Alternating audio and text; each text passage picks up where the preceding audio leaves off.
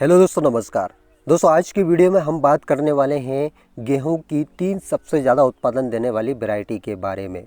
दोस्तों, आजकल क्या है, कोई भी फसल ले लीजिए आप, धान ले लीजिए, सरसों ले लीजिए या फिर चना ले लीजिए, सोयाबीन ले लीजिए, सब में वैरायटी का खेल बचा है। यदि आप अच्छा उत्पादन लेना चाहते हैं तो आपको लेटेस्ट वैरायटी लगाना पड़ेगा, अच्छे उत्पादन वाली वैरायटी लगाना पड़ेगा, तभी आपको अच्छा खासा उत्पादन हो सकता है।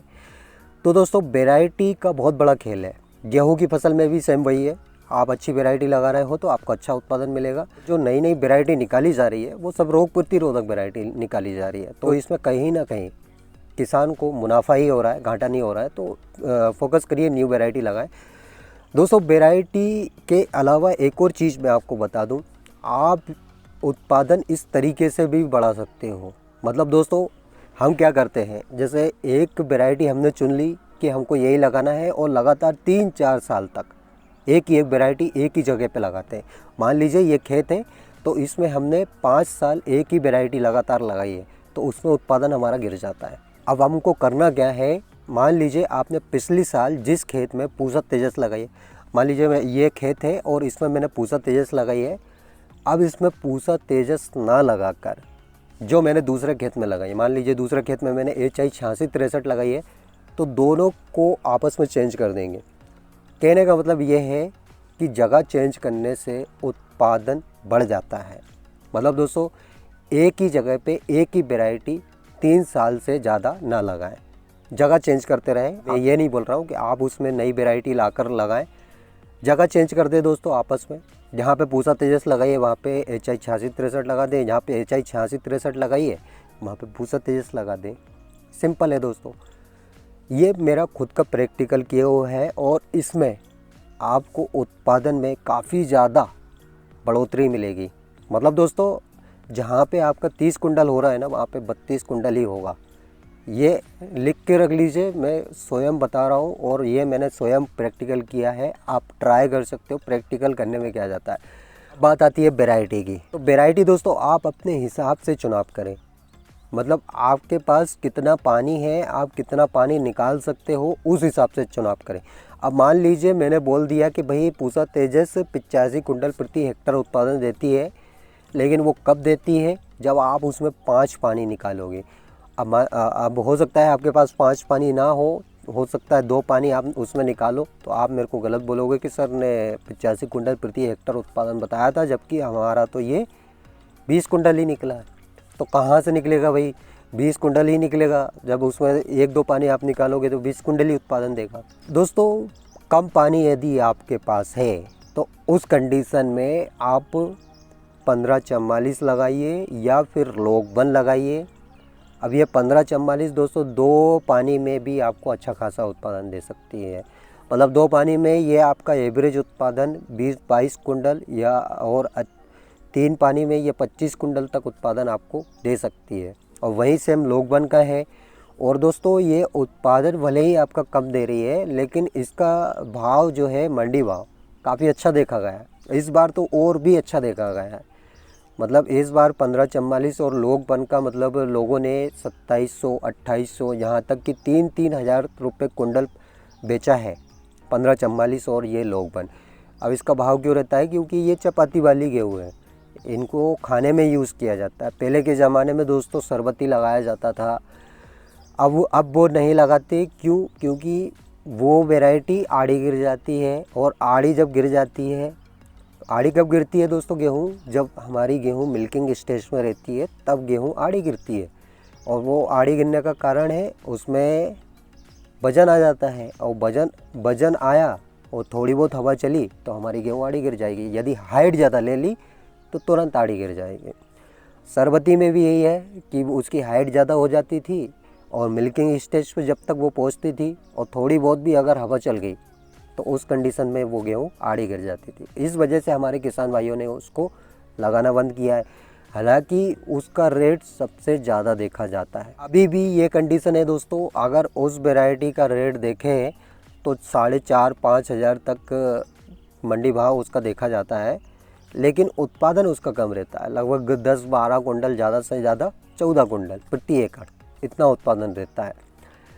तो दोस्तों आपके पास यदि कम पानी है तो मैंने बताया 1544 लोकबन लगाइए। और यदि दोस्तों आप 3 से ज़्यादा पानी निकाल सकते हो अपनी गेहूं की फसल में, मान लीजिए 4 पानी आपके पास है, 5 पानी आपके पास है, तो उस कंडीशन में फर्स्ट नंबर पे आपको लगाना है HI 8663, जिसको पूसा पोषण कहा जाता है। इसके बारे में डिटेल में मैंने जानकारी दी है, आपने अभी तक नहीं देखी है तो चैनल पे जाके देख सकते हो। इसके बारे में डिटेल में वीडियो बनाई है, वहाँ पे आप देख सकते हो। 63 जो कि बहुत बढ़िया वैरायटी है और उत्पादन में इसका बहुत बढ़िया उत्पादन है। मतलब दोस्तों इसका जो मैक्सिमम उत्पादन बताया गया है 85 कुंटल प्रति हेक्टर के हिसाब से बताया गया है, लेकिन 85 को हम छोड़ते हैं। लगभग हमारे जो किसान भाइयों ने इस वैरायटी से उत्पादन लिया है 28 से 30 कुंटल प्रति एकड़ तक उत्पादन लिया है। और जिनके पास पानी पर्याप्त मात्रा में है, जिन्होंने 6 पानी इसमें निकाले हैं, उन्होंने 32-33 कुंटल प्रति एकड़ तक उत्पादन इस वैरायटी से लिया है। यदि बात करें पूसा तेजस की, तो ये वैरायटी भी उत्पादन में काफ़ी बढ़िया वैरायटी है दोस्तों। आप इस वैरायटी से लगभग 30-35 कुंटल प्रति एकड़ उत्पादन ले सकते हो। लेकिन दोस्तों आपको इसके बुवाई समय का विशेषकर ध्यान रखना होगा। इसकी बुवाई जो है नवंबर में हो जाना चाहिए, तो आपको नवंबर में इसकी बुवाई कर देनी है किसी भी कंडीशन में। इसके अलावा श्रीराम 303 है दोस्तों। श्रीराम 303 ये वैरायटी दोस्तों उत्पादन में भी बढ़िया है और आपको भाव भी काफ़ी बढ़िया दे सकती है। मतलब दोस्तों इस वैरायटी को जो है चपाती के लिए भी यूज़ किया जाता है और इसको बाहर तक भेजा जाता है। हालांकि ये प्राइवेट कंपनी की वैरायटी है, आपको इसका बीज हो सकता है महंगा मिले, क्योंकि रिसेंटली अभी मैंने इस वैरायटी के बीज का मालूम किया था तो 7,500 रुपये कुंटल मेरे को बताया था। फाउंडेशन बीज बताया था। यदि नियर वाइज आपके किसी किसान भाई ने लगाया हो, क्योंकि फाउंडेशन के बाद दोस्तों बीज जो बनता है वो सर्टिफाइड बनता है और फाउंडेशन का जो उत्पादन रहता है सेम उतना ही रहता है, थोड़ा बहुत डिफरेंस आता है। तो आपको यदि नियर वाइज कहीं किसान भाई के पास मिले तो आप श्रीराम 303 लगा सकते हो। ऐसा ज़रूरी नहीं है कि आप फाउंडेशन ही लो, सर्टिफाइड बीज भी आप लगा सकते हो। उत्पादन में कोई इतना विशेष अंतर आपको नहीं आएगा।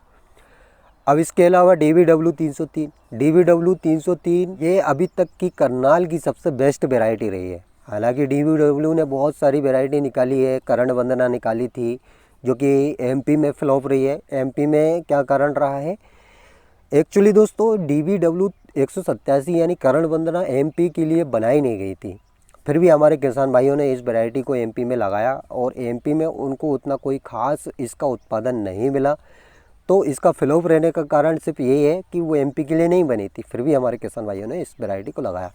अब ये DVW 303 जिसको करण नरेंद्र भी कहा जाता है, ये एक्चुअल में दोस्तों अभी रिसेंटली निकाली गई है। मतलब पिछले साल इस वैरायटी को निकाला गया है, तो काफ़ी बढ़िया उत्पादन इस वैरायटी का देखा गया है। मैक्सिमम उत्पादन की बात करें तो आप इस वैरायटी से लगभग 30 से 32 कुंटल प्रति एकड़ उत्पादन ले सकते हो। यदि आपके पास पानी पर्याप्त मात्रा में, सही समय पे आप बुवाई करते हो, सही मात्रा में खाद पानी देते हो, तो ये मेरी गारंटी है ये वैरायटी 35 कुंटल तक आपको उत्पादन दे सकती है। ये 3-4 वैरायटी ऐसी है दोस्तों जो आप लगाकर अच्छा उत्पादन ले सकते हो। लेकिन कब ले सकते हो, जो मैंने बताया है, यदि आपके पास पानी पर्याप्त मात्रा में तभी इन वैरायटी को लगाएं। अदरवाइज़ दोस्तों कम पानी है या आपके पास 1-2 पानी ही आप निकाल पाते हो गेहूँ में, तो उस कंडीशन में आप 1544 या लोकबन इन दोनों वैरायटी में से किसी एक वैरायटी का चुनाव कर सकते हो। दोस्तों इस तरीके से यदि आप वैरायटी लगाते हो तो आपको काफ़ी अच्छा मुनाफा गेहूं की फसल से मिल सकता है। और ये समय दोस्तों बेस्ट है, मतलब नवंबर माह में यदि आपने अभी तक बुवाई नहीं करी है तो कर दीजिए दोस्तों, और जितना जल्दी हो सके उतना जल्दी करिए। तो आई होप दोस्तों आपको ये वीडियो पसंद आई होगी। अगर वीडियो अच्छी लगी हो तो एक लाइक, और अगर दोस्तों चैनल पर पहली बार आए हो और अभी तक चैनल सब्सक्राइब नहीं किया है, चैनल को सब्सक्राइब करना बिल्कुल ना भूलें। धन्यवाद दोस्तों।